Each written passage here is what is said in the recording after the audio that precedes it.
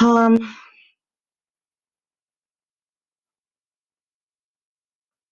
I'm just going to wait for this to populate. My computer is spinning, and I don't know why that is. Okay, there it is.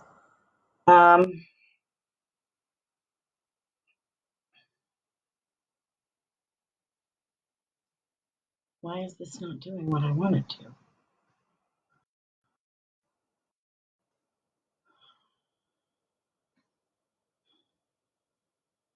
Make it big. That's what I want. There we go. Okay. Let me put it on my other Facebook page.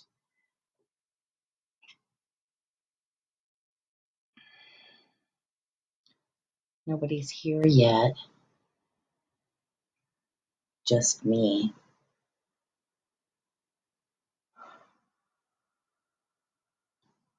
One. Share. No, don't do that. There we go. Um,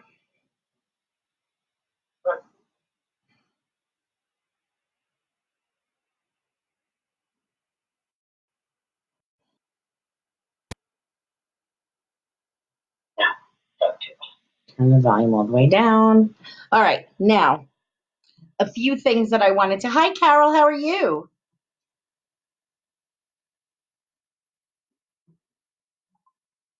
I'm hungry. Let me get my book.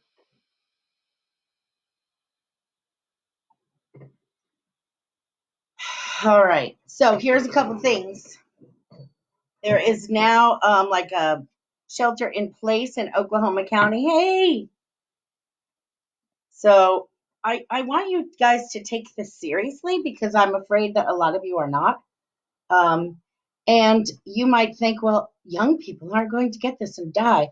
And that's true. However, you could bring this home and give it to your mom or your dad or your grandma or your aunt or someone else. And nobody needs that in their life. So just hang out at home, play in your backyard, plant a garden, um, just that kind of stuff. This is serious business. This is nothing to be trifled with. Don't jerk around with this. Jerron, how are you? What's new? How's things? This isn't showing me how many people are in my chat box, and that makes me sad. I don't like that at all. Oh well, I'm going to read the book whether you're here or not. So, and if you didn't watch the first or the second, I don't even know what day it is. It's like time has no meaning.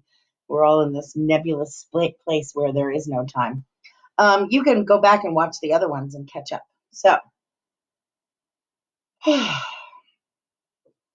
so we are on chapter 12. Hey, look to the corner. What corner? I'm such an old woman. Um, this is some new Facebook Live. They changed it or something, and it's not the same as it was yesterday. Nope, it is not. Whatever. It doesn't matter. I don't really care. Hi, Felipe. How are you?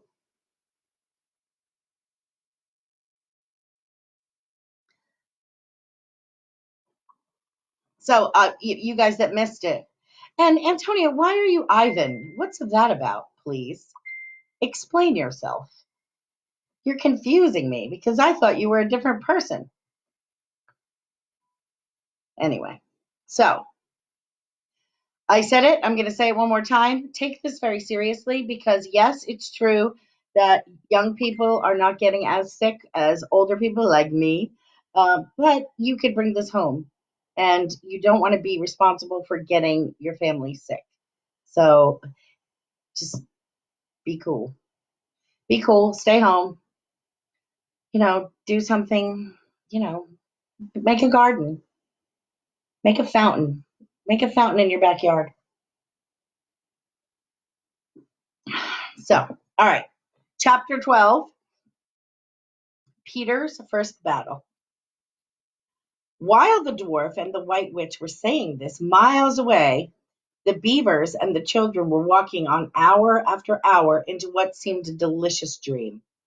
Long ago they had left the coats behind, and by now they had even stopped saying to one another, "Look, there's a kingfisher," or "Look, bluebells," or "What a lovely smell," or "Just listen to the thrush." They walked on in silence, drinking it all in, passing through patches of warm sunlight into cool green thickets, and out again into wide mossy glades where tall elms raised the leafy roof far overhead, and then into dense masses of flowering currant and among hawthorn bushes where the sweet smell was almost overpowering. I'm going to look at my phone because this screen seems to be jumping. Is it jumping on your end?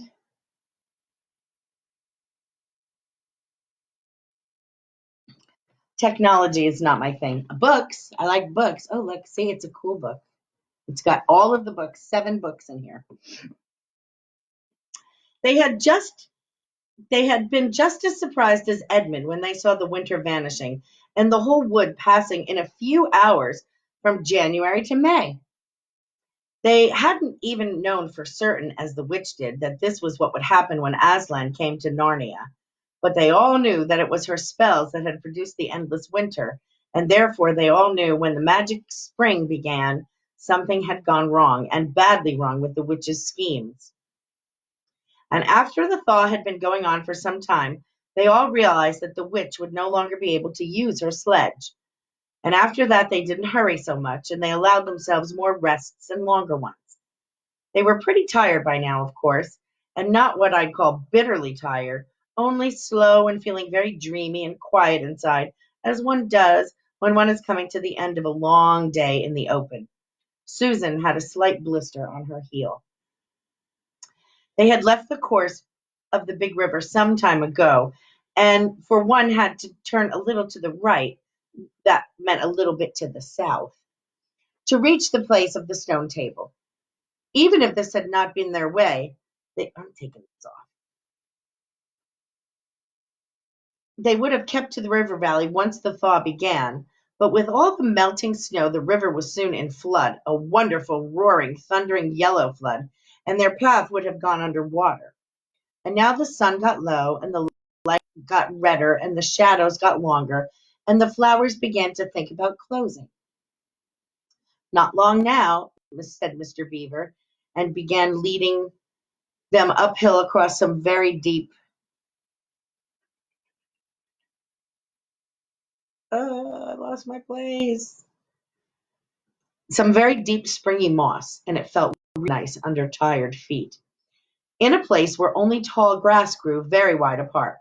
The climb, coming at the end of a long day, made them all pant and blow, and just as Lucy was wondering whether she could really get to the top without another long rest, suddenly they were at the top, and this is what they saw.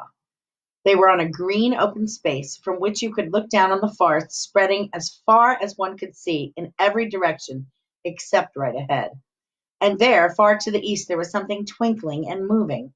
"By gum," whispered Peter to Susan, "the sea!" In the very middle of this open hilltop was a stone table. It was a grim slab of gray stone supported on 4 upright stones. It looked very old, and it was cut all over with strange lines and figures that might be the letters of an unknown language. They gave you a curious feeling when you looked at them. The next thing they saw was a pavilion pitched on one side of the open place. A wonderful pavilion it was, and especially now when the light of the setting sun fell upon it, with sides of what looked like yellow silk and cords of crimson and tent pegs of ivory, and high above it on a pole a banner which bore a rampant red lion fluttering in the breeze, which was blowing in the faces of the far-off sea. While they were looking at this, they heard a sound of music on their right, and turning in that direction, they saw what they had come to see. Aslan stood in the center of a crowd of creatures who had grouped themselves around him in the shape of a half moon. There were tree women there, and well women, dryads and naiads, as they used to be called in our world, who had stringed instruments, and it was they who had made the music.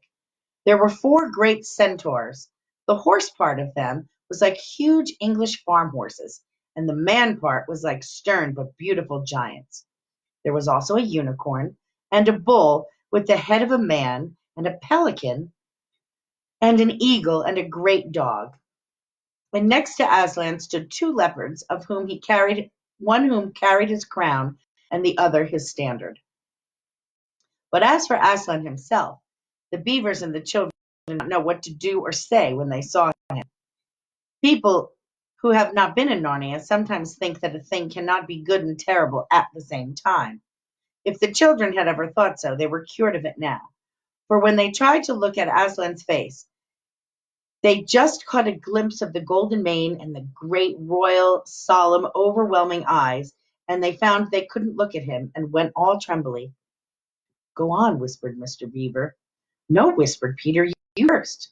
No, sons of Adam before animals, whispered Mr. Beaver back again. Susan, whispered Peter, what about you? Ladies first. Oh, no, you're the eldest, whispered Susan. And of course, the longer they went on doing this, the more awkward they felt. Then at last Peter realized that it was up to him. He drew his sword, raised it to the statue, and hastily saying to the others, come on, pull yourselves together, he advanced to the island, to the lion, and said, we have come, Aslan. Welcome, Peter, son of Adam, said Aslan. Welcome, Susan and Lucy, daughters of Eve. Welcome, he beaver and she beaver.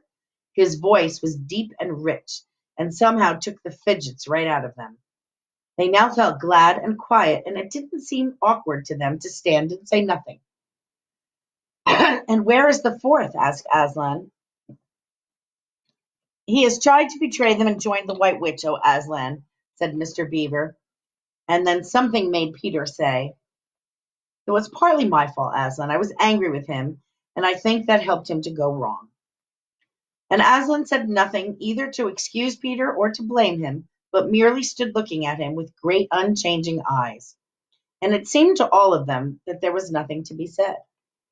Please, Aslan, said Lucy, can anything be done to save Edmund? All shall be done, said Aslan, but it may be harder than you think. And then he was silent again for some time. Up to that moment, Lucy had been thinking how royal and strong and peaceful his face looked. Now it suddenly came into her head that he looked sad as well. But in the next minute that expression was quite gone. The lion shook his mane and clapped his paws together. Terrible paws, thought Lucy, if he didn't know how to velvet them, and said, meanwhile, let the feast be prepared. Ladies, take these daughters of Eve to the pavilion and minister to them. When the girls had gone, Aslan laid his paw, though it was velveted, it was very heavy, on Peter's shoulder and said, come, son of Adam, and I will show you a far-off sight of the castle where you are to be king. And Peter, with his sword still drawn in his hand, went to the lion to the eastern edge of the hilltop. There a beautiful sight met their eyes. The sun was setting behind their backs. That meant that the whole country below them lay in the evening light, forest and hills and valleys winding away like a silver snake, and the lower part of the great river. And beyond all of this, miles away, was the sea. Beyond the sea, the sky full of clouds which were just turning rose color, and the reflection of the sunset. But just where the land of Narnia met the sea, in fact, at the mouth of the great river, there was something on a little hill shining. It was shining because it was a castle, and of course the sunlight was reflected from all the windows which looked towards Peter and the sunset. But to Peter it looked like a great star resting on the seashore. That, oh man, said Aslan, is Cair Paravel, of the 4 thrones, and in one of which you must sit as king. I show it to you because you are the firstborn, and you will be the high king over all the rest. And once more Peter said nothing, for at that moment a strange noise woke the silence suddenly. It was like a bugle, but richer. It is your sister's horn, said Aslan to Peter in a low voice, so low as to almost be a purr, if it was not disrespectful to think of a lion purring. For a moment Peter did not understand, and then he saw all the other creatures start forward, and heard Aslan say with a wave of a paw, back, Let the prince win his spurs. He did understand, and set off running as hard as he could to the pavilion, and there he saw a dreadful sight. The naiads and the dryads were scattering in every direction. Lucy was running toward him as fast as her short legs could carry her, and her face was as white as paper. And then he saw Susan make a dash for a tree, swing herself up, and followed by a huge gray beast. At first Peter thought it was a bear, and then he saw it look like an Alsatian, though it was far too big to be a dog. And then he realized it was a wolf standing on hind legs with its front paws against the tree trunk, snapping and snarling. All the hair on its back stood up on end.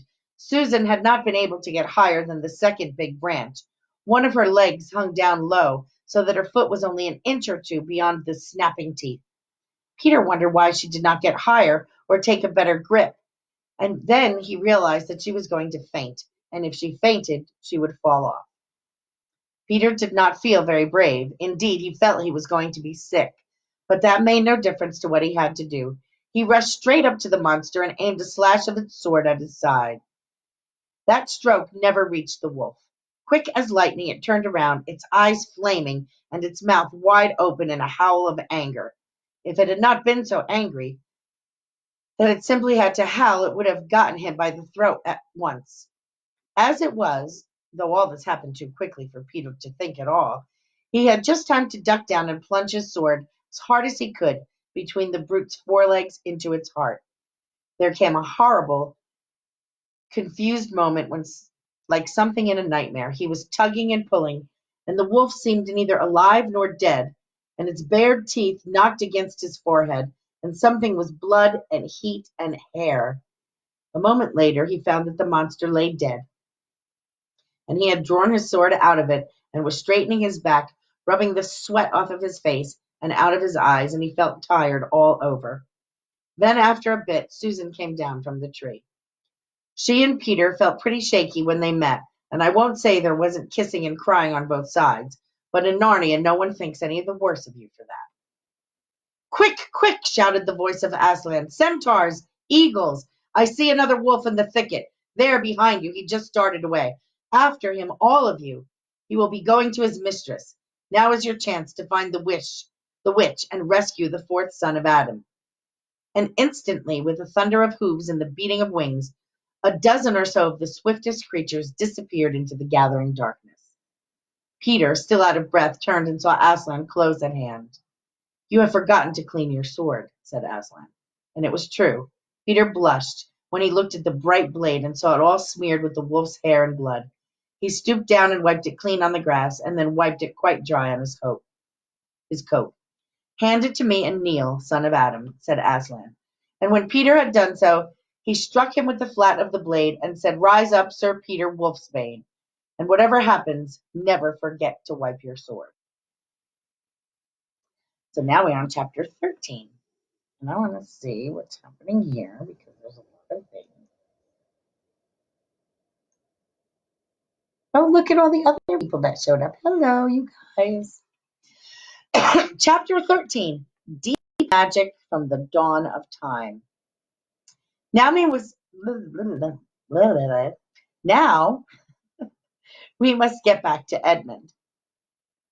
When he had been made to walk far further than he had ever known anybody could walk, the witch at last halted in a dark valley all overshadowed with fir trees and yew trees.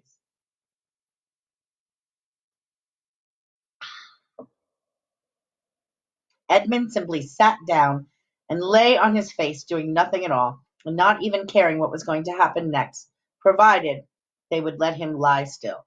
He was too tired even to notice how hungry and thirsty he was. The witch and the dwarf were talking close behind him in low tones. No, said the dwarf, it's no use now, O queen. They must have reached the stone table by now. Perhaps the wolf will smell us out and bring us news, said the witch. It cannot be good news if he does. 4 thrones in Cair Paravel, said the witch. How if only 3 were filled? That will not fulfill the prophecy. What difference would that make now that he is here, said the dwarf. He did not dare even now mention the name of Aslan to his mistress. He may not stay long, and then we would fall upon the 3 at the Cair. Yet it might be better, said the dwarf, to keep this one. Here he kicked Edmund for bargaining with. Yes, and have him rescued, said the witch scornfully. Then, said the dwarf, we had better do what we have to do at once. I would like to have it done on the stone table itself, the witch. That is the proper place. That is where it has always been done before. It will be a long time now before the stone table can again be put to its proper use, said the dwarf. True, said the witch, and then, well, I will begin. At that moment, with a rush and a snarl, a wolf rushed up to them. I have seen them. They are all at the stone table with him. They have killed my captain, Maugrim. I was hidden in the thickets and saw it all. One of the sons of Adam killed him. Fly, fly. No, said the witch. There needs be no flying. Go quickly. Summon all our people to meet me here as speedily as they can. Call out the giants and the werewolves and the spirits on the trees who are on our side. Call the ghouls and the bogles, the ogres, the minotaurs. Call the cruels, the hags, the scepters, and the people of the toadstools. We will fight. What? Have I still not my wand? Will not their ranks turn into stone even as they come on? Be off quickly. I have a little thing to finish here while you are away. Ooh, she sounds like a charming person, doesn't she? Anyway. Da, da, da. The great brute bowed his head, turned, and galloped away. Now, she said, we have no table. Let me see. We had better put it against the trunk of a tree. Edmund found himself being forced to his feet. Then the dwarf set him back with his back against a tree and bound him fast. He saw the witch take off her outer mantle. Her arms were bare underneath it and terribly white. Because they were so very white, he could see them, but he could not see much else. It was so dark in the valley under the dark trees. Prepare the victim, said the witch, and the dwarf undid Edmund's collar and folded back his shirt at the neck. Then he took Edmund's hair and pulled his head back so he had to raise his chin. After that, Edmund heard a strange noise, whiz, whiz, whiz. For a moment, he couldn't think what it was, and then he realized it was the sound of a knife being sharpened. At that very moment, he heard loud shouts in every direction, a drumming of hoofs, a beating of wings, and a scream from the witch, confusion all around. And then he found he was being untied. Strong arms were around him, and he heard big, kind voices saying things like, let him lie down, give him some wine, drink this, steady now, you'll be all right in a minute. Then he heard the voices of people who were not talking to him, but one another, and they were saying things like, who's got the witch? I thought you had her. I didn't see her after I knocked the knife out of her hand. I was after the dwarf. What do you mean she escaped? Oh, chap can't mind everything at once. What's that? Oh, I'm sorry. It was just an old stump. And just at that point, Edmund went off into a dead faint. Presently, the centaurs and unicorns and deer and birds, they were, of course, the rescue party which Aslan had sent in the last chapter, all set off to go back to the stone table, carrying Edmund with them. But if they could have seen what happened in the valley after they had gone, I think they might have been surprised. It was perfectly still, and presently the moon grew bright. If you had been there, you would have seen the moonlight shining on an old tree stump and on a fair-sized boulder. But if you had gone on looking, you would gradually have begun to think there was something odd about both the stump and the boulder. And next you would have thought that the stump did look remarkably like a little fat man crouching on the ground. And if you had watched long enough, you would have seen the stump walk across to the boulder, and the boulder sit up and begin talking to the stump. For in reality, the stump and the boulder were simply the witch and the dwarf. For it was part of her magic that she could make things look like what they aren't. And she had the presence of mind to do so at the very moment when the knife had been knocked out of her hand. She had kept hold of her wand, so it had been kept safe, though. When the other children woke the next morning, they had been sleeping on piles of cushions in the pavilion. The first thing they heard from Mrs. Beaver was that their brother had been rescued and brought into camp late last night, and was at the moment with Aslan. As soon as they had breakfast, they all went out, and they saw Aslan and Edmund walking together in the dewy grass, apart from the rest of the court. There is no need to tell you, and no one ever heard what Aslan was saying, but it was a conversation which Edmund never forgot. And the others drew nearer. Aslan turned to meet them, bringing Edmund with him. Here is your brother, he said, and there is no need to talk to him about what is past. Edmund shook hands with the others and said to each of them in turn, I'm sorry. And everyone said, that's all right.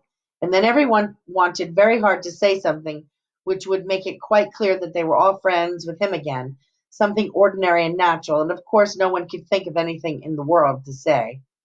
But before they had time to feel really awkward, one of the leopards approached Aslan and said, Sire, there is a messenger from the enemy who craves an audience. Let him approach, said Aslan. The leopard went away and returned leading the witch's dwarf.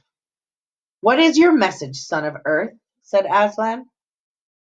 The Queen of Narnia and Empress of the Lone Isles desires to make safe conduct to come and speak with you, said the dwarf, on a matter which is as much to your advantage as to hers.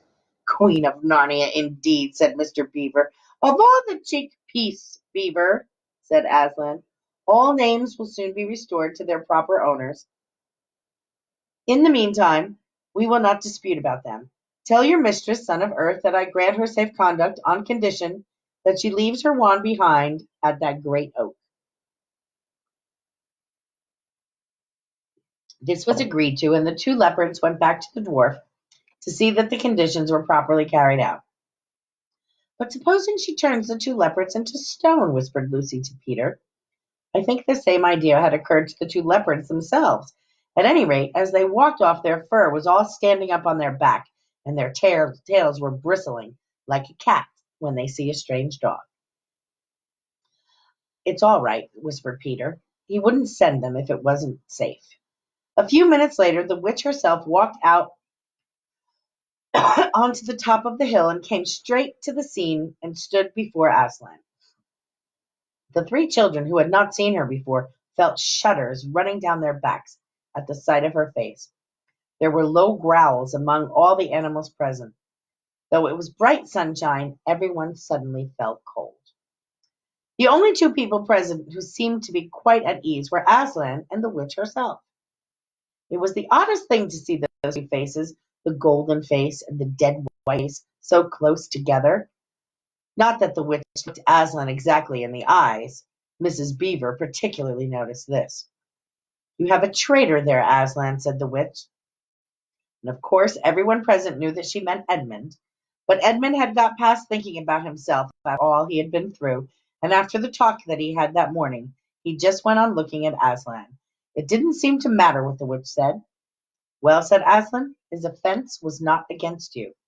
Have you forgotten the deep magic? Asked the witch. Let us say, I have forgotten it, answered Aslan gravely. Tell us of this deep magic. Tell you, said the witch, her voice growing suddenly shriller. Tell you what is written on the very stone table which stands beside us? Tell you what is written in letters as deep as spear is long on the firestones at the secret hill? Tell you what is engraved on the scepter of the emperor beyond the sea? You at least know the magic which the emperor put into Narnia at the very beginning. You know that every traitor belongs to me as my lawful prey, and that for every treachery I have the right to a kill. Oh, said Mr. Beaver, so that's how you came to imagine yourself a queen, because you were the emperor's hangman, I see. Peace, Beaver, said Aslan with a very low growl. And so, continued the witch, that human creature is mine. His life is forfeit to me. His blood is my property. Come and take it then, said the bull with the man's head in a great bellowing voice. Fool, said the witch with a savage smile that was almost a snarl. Do you really think your master can rob me of my rights by mere force? He knows the deep magic better than that. He knows that unless I have blood, as the law says, all Narnia will be overturned and perish in fire and water. It is very true, said Aslan. I do not deny it. Oh, Aslan, whispered Susan in the lion's ear. Can't we, you won't, will you? Can't we do something about deep magic? Isn't there something you can work out? Work against the Emperor's magic, said Aslan, turning to her with a frown on his face. And nobody ever made that suggestion again. Edmund was on the other side of Aslan, looking all the time at his face. He felt a choking feeling and wondered if he ought to say something. But a moment later, he felt that he was not expected to do anything except wait and do what he was told. Fall back, all of you, said Aslan. I will talk to the witch alone. They all obeyed. It was a terrible time, this waiting and wondering, while the lion and the witch talked earnestly together in low voices. Lucy said, Oh, Edmund, and began to cry. Peter stood with his back to the others, looking out at the distant sea.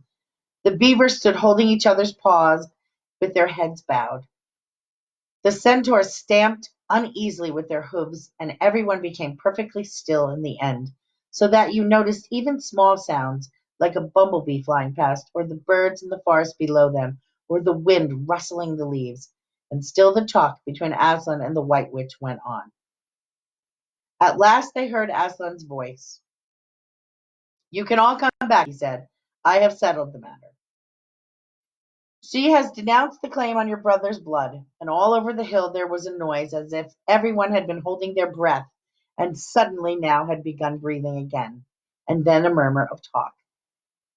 The witch was just turning away with a look of fierce joy on her face when she stopped and said, And how do I know this promise will be kept?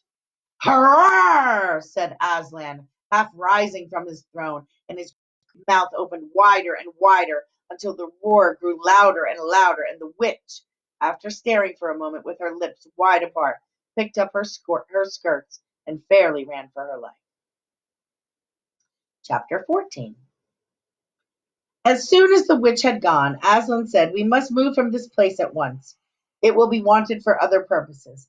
We shall encamp tonight at the fords of Baruna. Of course, everyone was dying to ask how had he arranged matters with the witch, but his face was so stern, and everyone's ears were still ringing from the sound of his roar, that no one dared. After a meal, which was taken in the open air on the hilltop, for the sun had grown strong by now and dried the grass. Nope, I am in the wrong place. After a meal which was taken in the open air on the hilltop, for the sun had gotten strong by now and dried the grass, they were busy for a while taking the pavilion down and packing things up. Before 2 o'clock they were on the march and set off in a northeasterly direction, walking at an easy pace, for they had not far to go. During the first part of the journey, Aslan explained to Peter his plan of campaign. As soon as she has finished her business in these parts, he said, the witch and her crew will most certainly fall back to her house and prepare for a siege. You may or may not be able to cut her off and prevent her from reaching it. And then he went on to outline two battles of plan. One was fighting the witch and her people in the wood, and another for assaulting her castle. And all the time he was advising Peter how to conduct the operation, saying things like, You must put your centaurs in such and such a place, and you must post scouts to see what she doesn't do. Till at last Peter said, But you will be there yourself, Aslan. I can give you no promise of that, answered the lion, and he continued giving Peter instructions. For the last part of the journey, it was Susan and Lucy who saw most of him. He did not talk very much, and he seemed to them to be sad. It was still afternoon when they came down to a place where the river valley had widened out, and the river was broad and shallow. This was the fords of Baruna, and Aslan gave orders to halt on this side of the water. But Peter said, Wouldn't it be better to camp on the far side, for fear she should try a night attack or anything? Aslan, who seemed to have been thinking about something else, roused himself with a shake of his mane and said, What's that? And Peter said it all over again. No, said Aslan in a dull voice, as if it didn't matter. No, she will not make an attack tonight. And then he sighed deeply. But he presently added, All the same, it was well thought of. That is how a soldier ought to think, but it really doesn't matter. So they proceeded to pitch their camp.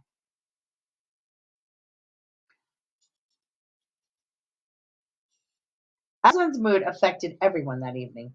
Peter was feeling uncomfortable, too, at the idea of fighting the battle on his own.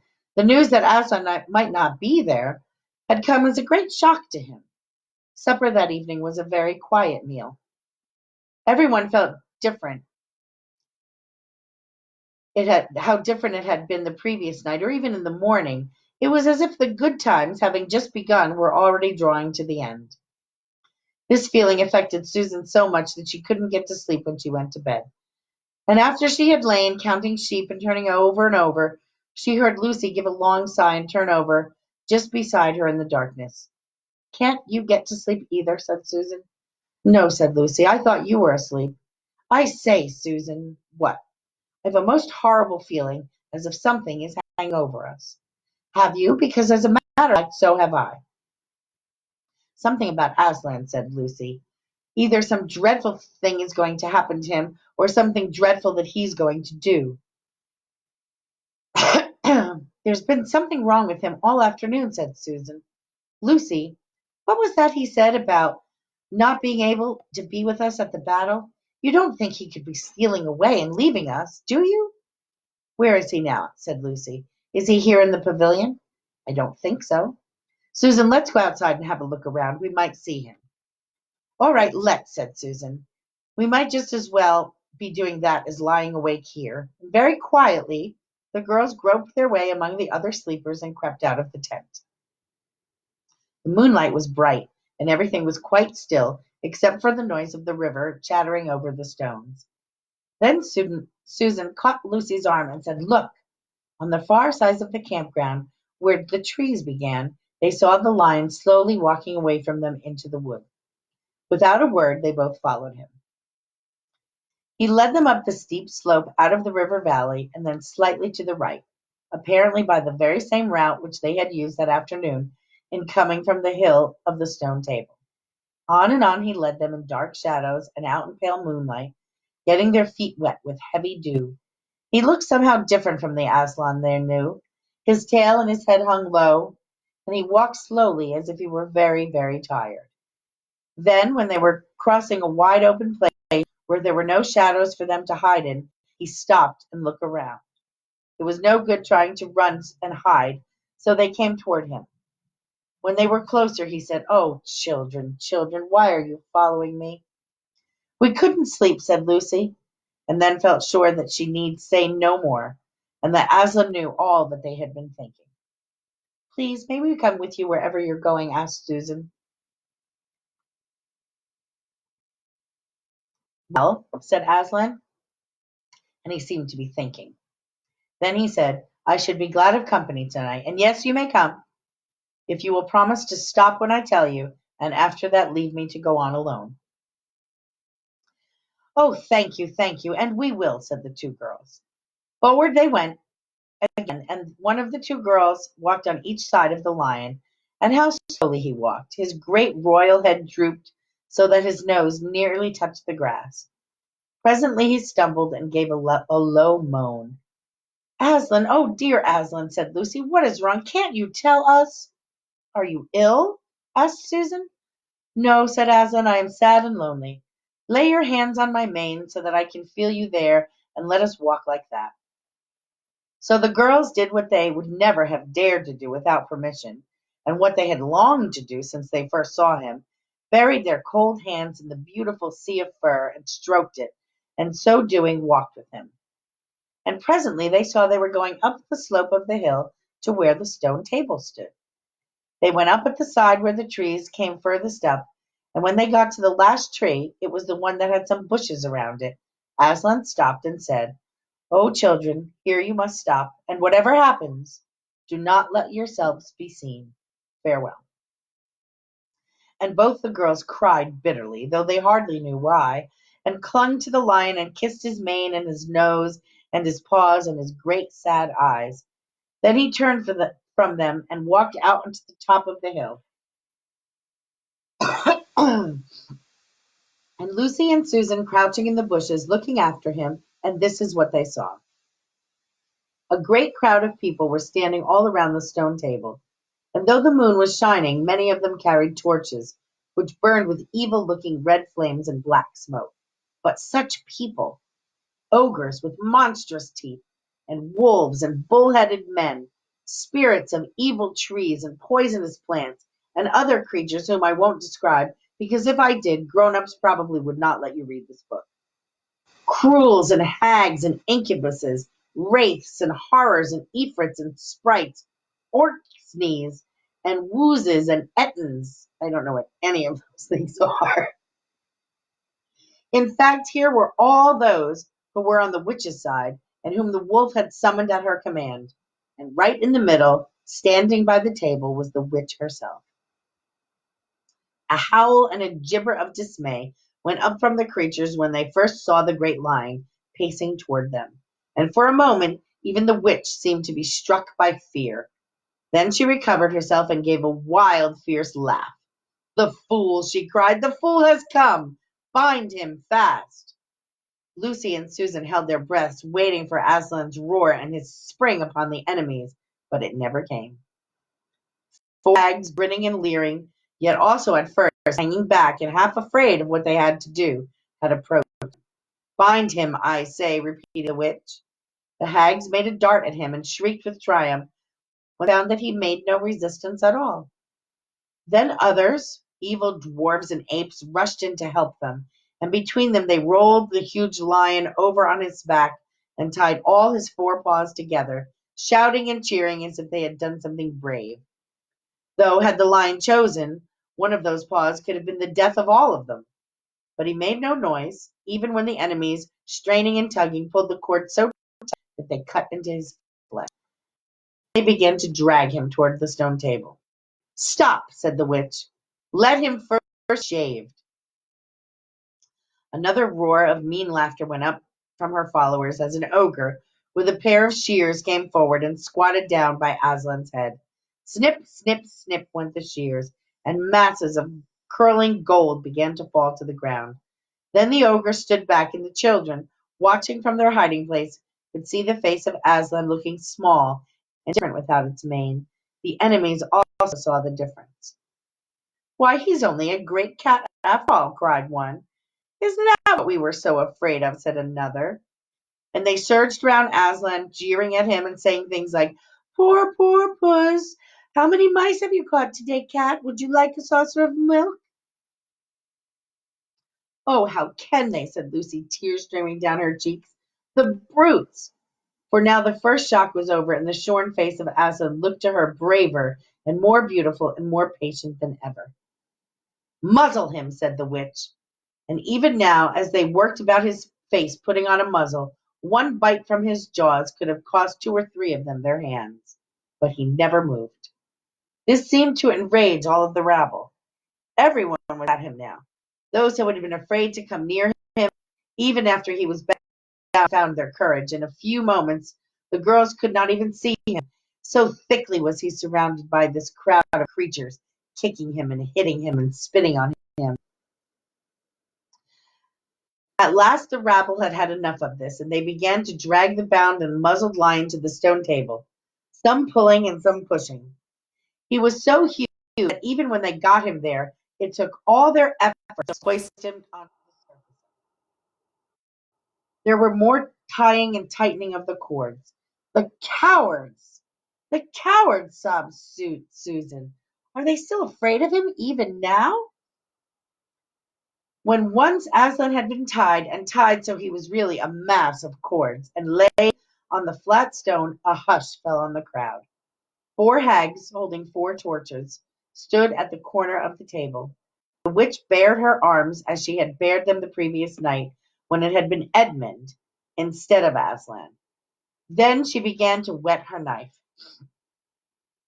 It looked to the children, when the gleam of the torches fell on it, as if the knife were made of stone, not steel, and it was a very strange and evil shape. At last she drew near. She stood by Aslan's head, her face working and twitching with passion, but his looked up to the sky, still quiet, neither angry nor afraid, but just a little sad. And then, just before she gave the blow, she stooped down and said in a quivering voice, "And now, who has won?" "Fool, did you think that all this you would save the human traitor? Now I will kill you instead of him, as our pact was made, and so the deep magic will be appeased. But when you are dead, what will prevent me from killing him as well? And who will take him out of my hand then? Understand that you have given me Narnia forever.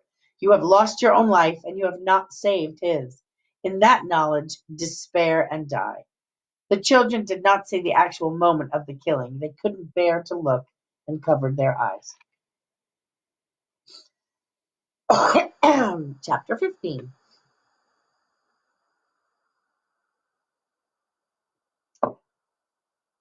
Deeper magic from before the dawn of time. Hi, Brian.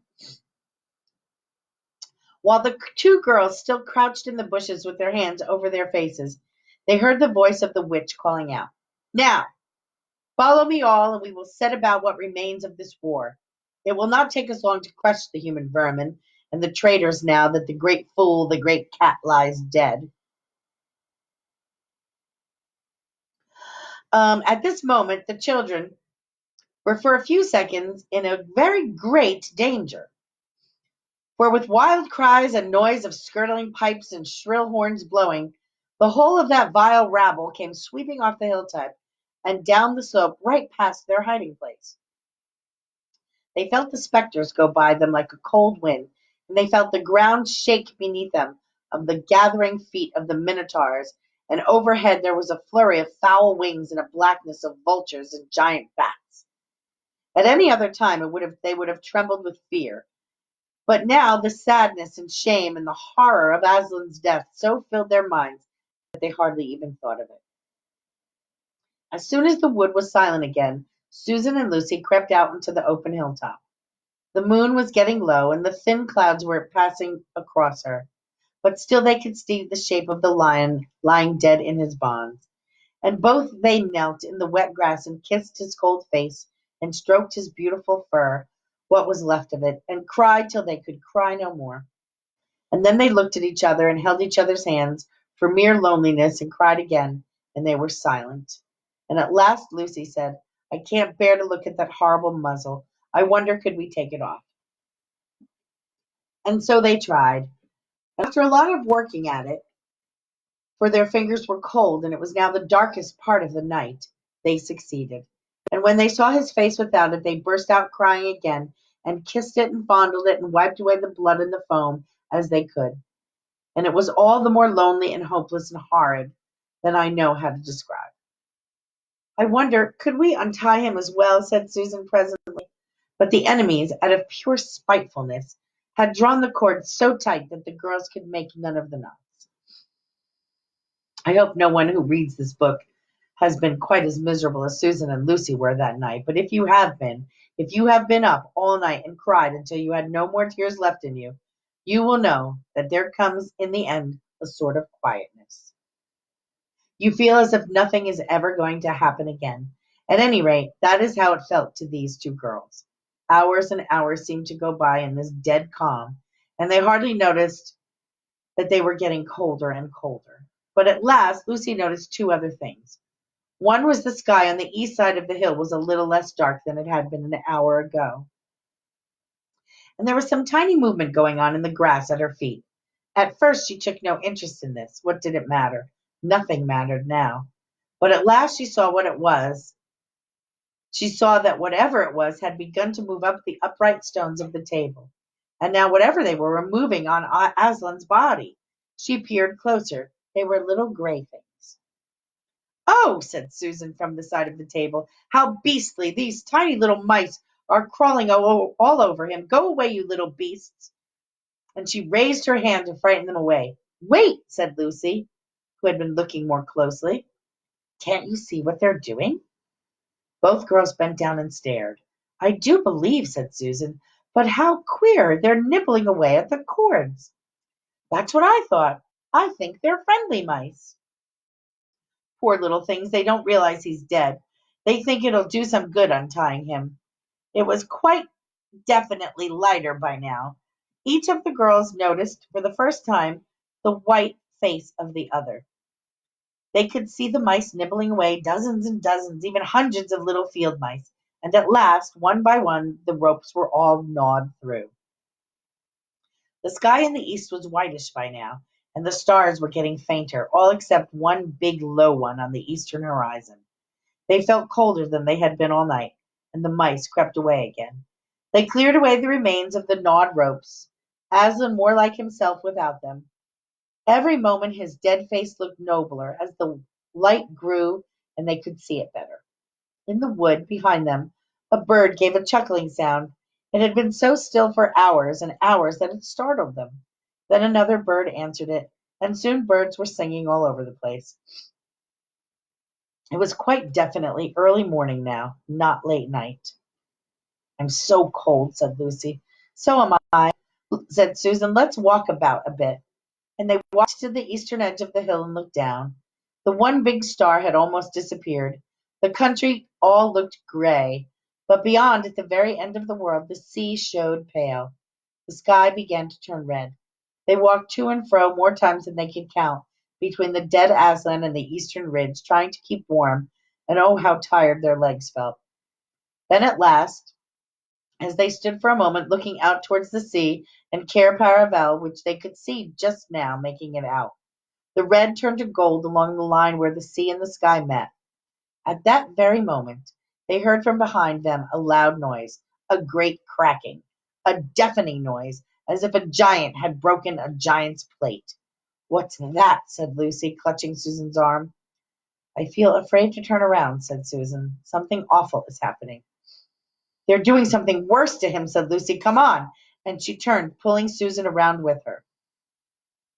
The rising of the sun had made everything look so different. All the colors and shadows were changed, that for a moment they didn't see the important thing. Then they did. The stone table was broken into two pieces by a great crack that ran down from one end to the other, and there was no Aslan.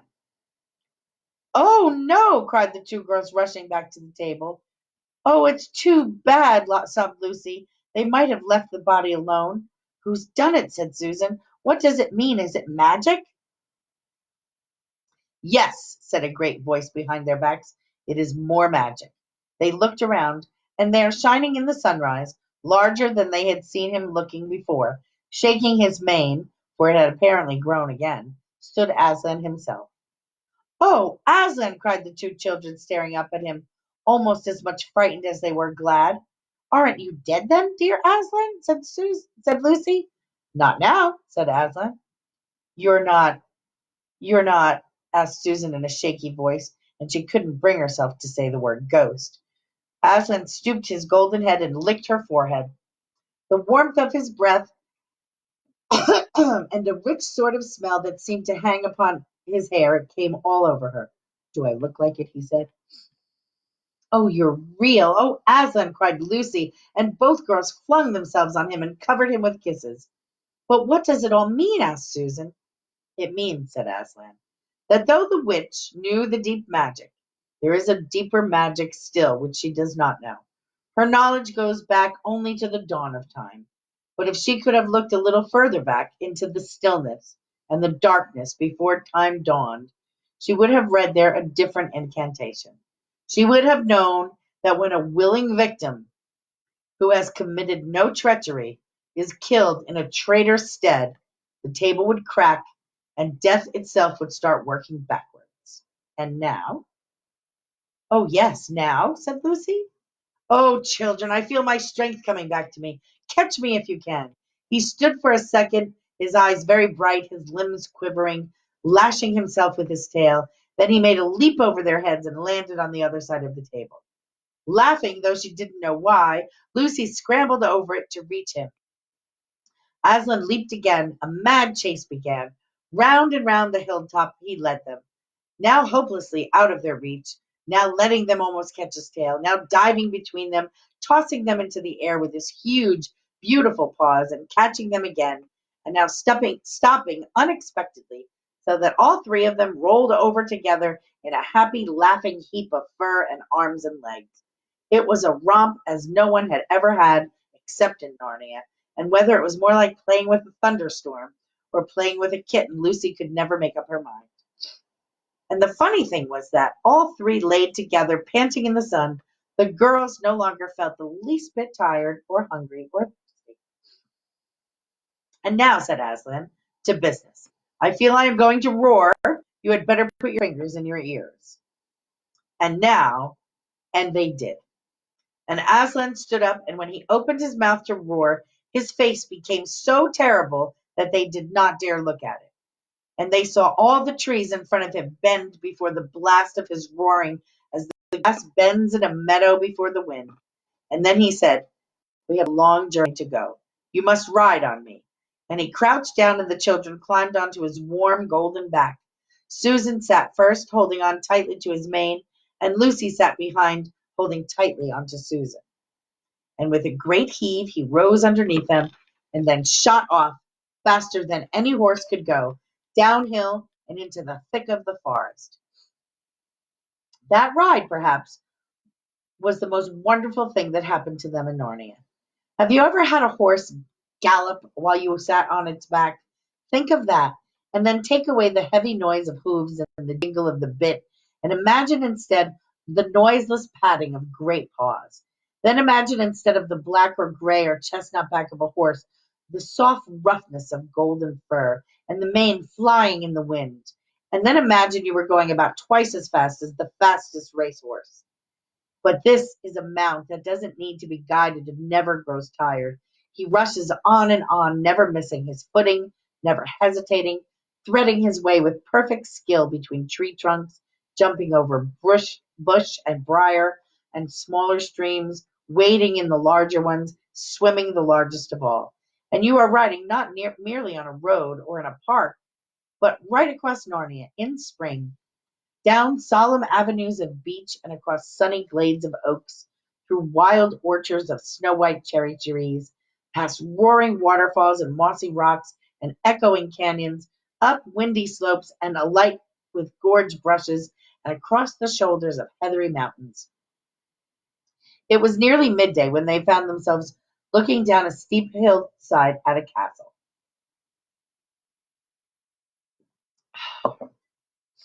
A little toy castle it looked from where they stood, which seemed to be all pointed towers. But the lion was rushing down at such a speed that it grew larger every moment. And before they had time to even ask themselves what it was, they were already on a level with it. And now it no longer looked like a toy castle, but rose frowning in front of them. No face looked over the battlements, and the gates were shut fast. And Aslan, not at all lacking his pace, rushed straight as a bullet towards it. "The witch is home!" he cried. "Now, children, hold tight." Next moment the whole world seemed to turn upside down, and the children felt as if they left their insides behind them, for the lion had gathered himself together for a great leap than he had made yet, and jumped, although you may call it flying rather than jumping, right over the castle wall. The two girls, breathless and unhurt, found themselves tumbling off his back in the middle of a wide stone courtyard filled with statues. Should I read one more? Oh, we have been doing this for an hour? Oh my goodness, that's crazy. So I'm gonna stop. How many chapters are in this book? I wonder. Oh, we're almost done. Let me see. Yeah, we'll finish this book tomorrow. Then I have to pick another book. Maybe you guys can pick a book. What book do you want me to read next? Because I like doing this. It's fun for me. All right. So that is all. Stay safe. Make sure you stay in the house and don't be wandering about. I mean, the malls are closed and things, but really, please take this very seriously. This is nothing to be around. Okay. All right. Call me if you need me. Love you. See you tomorrow. I can't really see because I don't have my glasses. Look, now there I am. All right. I love you. Be good. Be safe. Talk to you tomorrow. If you end this video now.